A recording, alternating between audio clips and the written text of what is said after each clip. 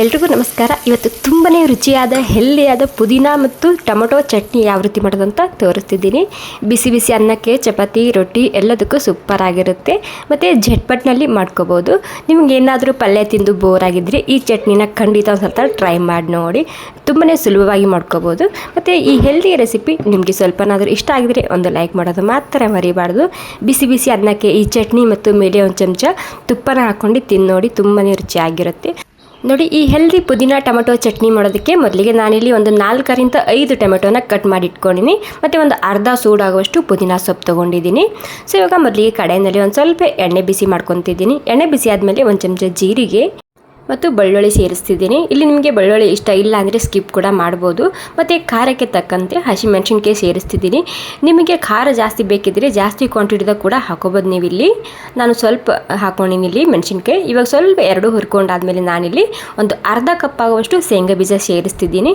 ಇವಾಗ ಮೊದಲಿಗೆ ಶೇಂಗಾ ಬೀಜ ಗರಿ ಗರಿ ಆಗೋ ತನಕ ಹುರ್ಕೊಂಡು ತೊಗೋಬೇಕು. ಬ್ಯಾಲೆನ್ಸ್ ಆಗುತ್ತೆ, ಯಾಕಂದರೆ ಶೇಂಗಾ ಬೀಜ ಹಾಕಲಿಲ್ಲ ಅಂದರೆ ಪುದೀನ ಸ್ವಲ್ಪ ಕಹಿ ಬಿಟ್ಕೊಳ್ಳುತ್ತೆ. ಹೀಗಾಗಿ ನಾನಿಲ್ಲಿ ಒಂದು ಅರ್ಧ ಕಪ್ ಆಗುವಷ್ಟು ಶೇಂಗಾ ಬೀಜ ಹಾಕ್ಕೊಂಡಿನಿ. ಶೇಂಗಾ ಬೀಜ ಗರಿ ಗರಿ ಆಗೋ ತನಕ ಹುರ್ಕೊಂಡಾದ್ಮೇಲೆ ಈ ಟೊಮೊಟೊನ ಸೇರಿಸ್ತಿದ್ದೀನಿ. ಸುಮಾರು ಒಂದು 5 ಟೊಮೆಟೊ ಹಾಕೊಂಡು ನಾನಿಲ್ಲಿ ಕಟ್ ಮಾಡ್ಕೊಂಡು ಇವಾಗ ರುಚಿಗೆ ತಕ್ಕಷ್ಟು ಉಪ್ಪನ್ನ ಹಾಕೊತಿದ್ದೀನಿ ಮತ್ತು ಸ್ವಲ್ಪ ಅರಿಶಿನ ಹಾಕ್ತಿದ್ದೀನಿ ಮತ್ತು ಒಂದು ಸ್ವಲ್ಪನೇ ಹುಣಸೆಹಣ್ಣು ಸೇರಿಸ್ತಿದ್ದೀನಿ. ಉಪ್ಪನ್ನ ಇಲ್ಲೇ ಹಾಕೊಂಡ್ಬಿಡಿ, ಟೊಮೆಟೊ ಜಲ್ದಿ ಸಾಫ್ಟ್ ಆಗುತ್ತೆ. ಇವಾಗ ಎಲ್ಲನೂ ಸರಿಯಾಗಿ ಮಿಕ್ಸ್ ಮಾಡ್ಕೊಂಡಾದ್ಮೇಲೆ ಇದಕ್ಕೆ ಟೊಮೆಟೊ ಪೂರ್ತಿಯಾಗಿ ಸಾಫ್ಟ್ ಆಗಬೇಕು. ಸಾಫ್ಟ್ ಆಗೋ ತನಕ ಇದನ್ನು ಹಾಗೆಯೇ ಹುರ್ಕೊಂಡು ತೊಗೋಬೇಕಾಗುತ್ತೆ. ಇವಾಗ ನೋಡಿ ಎಲ್ಲನೂ ಸೇರಿಸಿ ಒಂದು 2-3 ನಿಮಿಷ ಹಾಗೆಯೇ ಮುಚ್ಚಿಡ್ತಿದ್ದೀನಿ. ಇವಾಗ ನೋಡಿ ಟೋಟಲಿ ಟೊಮೆಟೊ ಸಾಫ್ಟ್ ಆಗಿದೆ. ಇವಾಗ ಇಷ್ಟಾದರೆ ಸಾಕಾಗುತ್ತೆ, ನೋಡ್ತಿರ್ಬೋದು. ಮತ್ತು ನಿಮಗೆ ಚಟ್ನಿ ಕ್ವಾಂಟಿಟಿ ಜಾಸ್ತಿ ಬೇಕಿದ್ರೆ ನೀವು ಇಲ್ಲಿ ಸ್ವಲ್ಪ ಶೇಂಗಾ ಬೀಜದ ಕ್ವಾಂಟಿಟಿ ಜಾಸ್ತಿ ಮಾಡ್ಕೊಳ್ಳಿ. ಇವಾಗ ಪುದೀನ ಸೊಪ್ಪು ಸೇರಿಸ್ತಿದ್ದೀನಿ. ಪುದೀನ ಸೊಪ್ಪು ಕ್ಲೀನಾಗಿ ನಾನು ಮೊದಲೇ ತೊಳೆದಿಟ್ಕೊಂಡಿನಿ. ಇವಾಗ ಪುದೀನ ಸೊಪ್ಪು ಹಾಕಿದ ಸರಿಯಾಗಿ ಒಂದು ಸ್ವಲ್ಪ ಮಿಕ್ಸ್ ಮಾಡ್ಕೊಂಡು ತೊಗೋಬೇಕು.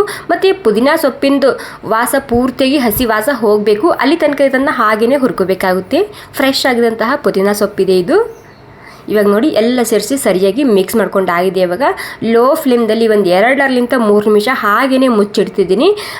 ಪೂರ್ತಿಯಾಗಿ ಹಸಿ ವಾಸನೆ ಹೋಗಬೇಕು ಪುದೀನ ಸೊಪ್ಪಿಂದು. ಹೀಗಾಗಿ ಇವಾಗ 3-4 ನಿಮಿಷ ಮುಚ್ಚಿಟ್ಟಿದ್ದ ಸ್ಲೋ ಗ್ಯಾಸ್ನಲ್ಲಿ ಸ್ವಲ್ಪ ತಣ್ಣಗಾಗಬೇಕಿದು. ಮಿಕ್ಸಿಯಲ್ಲಿ ಸೇರಿಸಿಡ್ತಿದ್ದೀನಿ. ಇವಾಗ ಇದಕ್ಕೆ ಒಂದು 5-10 ನಿಮಿಷ ಹಾಗೆಯೇ ಬಿಟ್ಟಿದ್ದ. ಸ್ವಲ್ಪ ತಣ್ಣಗಾಗಿದೆ. ಇವಾಗ ತಣ್ಣಗಾದ್ಮೇಲೆ ಇದಕ್ಕೆ ರುಬ್ಕೊಂಡು ತೊಗೋಬೇಕಾಗುತ್ತೆ. ಇಲ್ಲಿ ಯಾವ ರೀತಿ ರುಬ್ಕೋಬೇಕಂದ್ರೆ ಸ್ಮೂತಾಗಿ ರುಬ್ಕೋಬಾರ್ದು, ಸ್ವಲ್ಪ ತರಿಯಾಗಿ ಇರಬೇಕಿದು. ಸ್ಮೂತಾಗಿ ರುಬ್ಕೊಂಡ್ರೆ ಅಷ್ಟು ಸರಿಯಾಗಿ ಅನಿಸೋದಿಲ್ಲ, ಸ್ವಲ್ಪ ತರಿಯಾಗಿರಲಿ. ಇಲ್ಲಿ ಒಗ್ಗರಣೆ ಮಾಡೋದಕ್ಕೆ ಒಗ್ಗರಣೆ ಪ್ಯಾನ್ನಲ್ಲಿ ಸ್ವಲ್ಪ ಎಣ್ಣೆ ಬಿಸಿ ಮಾಡ್ಕೊಂಡಿನಿ. ಎಣ್ಣೆ ಬಿಸಿ ಆದಮೇಲೆ ಸ್ವಲ್ಪ ಸಾಸಿವೆ ಮತ್ತು ಇಂಗು ಸೇರಿಸ್ತಿದ್ದೀನಿ ಮತ್ತು ಒಂದು ಚಮಚ ಉದ್ದಿನಬೇಳೆ ಸೇರಿಸ್ತಿದ್ದೀನಿ. ಇವಾಗ ಉದ್ದಿನಬೇಳೆ ಲೈಟಾಗಿ ಕೆಂಪಾಗಬೇಕು. ಕೆಂಪಾದಮೇಲೆ ಈ ಒಗ್ಗರಣೆನ ಅದ್ರ ಮೇಲೆ ಹಾಕಿದರೆ ಸಾಕು. ರುಚಿಯಾಗಿರುವಂತಹ ಹೆಲ್ದಿಯಾಗಿರುವಂತಹ ಪುದೀನ ಮತ್ತು ಟೊಮೆಟೊ ಚಟ್ನಿ ರೆಡಿ ಆಗುತ್ತೆ. ಮತ್ತು ನಿಮಗೆ ಇನ್ನೊಂದು ಮಾತು, ನಿಮಗೆ ಪುದೀನ ಸೊಪ್ಪು ಇಷ್ಟ ಇಲ್ಲ ಅಂದರೆ ನೀವಿಲ್ಲಿ ಪುದೀನ ಸೊಪ್ಪಿನ ಬದಲಾಗಿ ಕೊತ್ತಂಬರಿ ಸೊಪ್ಪು ಕೂಡ ಹಾಕೋಬೋದು. ಈ ಚಟ್ನಿ ತುಂಬಾ ರುಚಿಯಾಗಿ ಬರುತ್ತೆ, ಕೊತ್ತಂಬರಿ ಸೊಪ್ಪು ಹಾಕೋರ್ಬೇಕು ಕೂಡ. ಓಕೆ ನೋಡಿ, ನಮ್ಮ ಪುದೀನ ಮತ್ತು ಟೊಮೆಟೊ ಚಟ್ನಿ ತಯಾರಾಗಿದೆ. ನಾನಿಲ್ಲಿ ಬಿಸಿ ಬಿಸಿ ಅನ್ನಕ್ಕೆ ಸರ್ವ್ ಮಾಡ್ತಿದ್ದೀನಿ. ಇದು ಚಪಾತಿ ರೊಟ್ಟಿ ಕೂಡ ಸೂಪರ್ ಆಗಿರುತ್ತೆ. ಓಕೆ, ಈ ಚಟ್ನಿ ರೆಸಿಪಿ ನಿಮಗೆ ಸ್ವಲ್ಪನಾದರೂ ಇಷ್ಟ ಆಗಿದ್ರೆ ಒಂದು ಲೈಕ್ ಮಾಡೋದು ಮಾತ್ರ ಮರಿಬಾರ್ದು. ಹಾಗೆ ನಿಮ್ಮ ಅಭಿಪ್ರಾಯ ನನಗೆ ಕಾಮೆಂಟ್ ಮೂಲಕ ತಿಳಿಸಿ. Okay, thank you so much ಎಲ್ರಿಗೂ ಮತ್ತೊಮ್ಮೆ.